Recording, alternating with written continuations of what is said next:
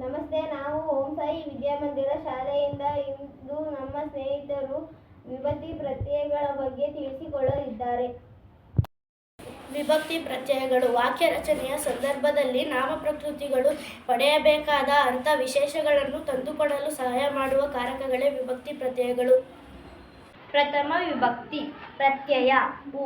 ಉದಾಹರಣೆ ರಾಜನು, ರಾಣಿಯು, ಶಾಲೆಯು ಇತ್ಯಾದಿ.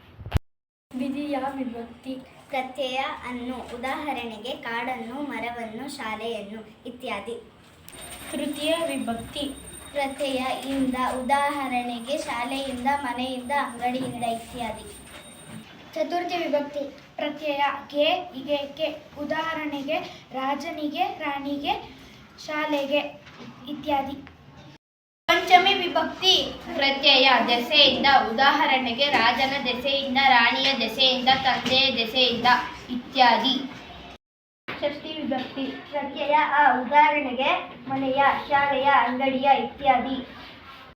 ಸಪ್ತಮಿ ವಿಭಕ್ತಿ ಪ್ರತ್ಯಯ ಅಲ್ಲಿ, ಉದಾಹರಣೆಗೆ ಮನೆಯಲ್ಲಿ, ಕಾಡಿನಲ್ಲಿ, ಶಾಲೆಯಲ್ಲಿ ಇತ್ಯಾದಿ.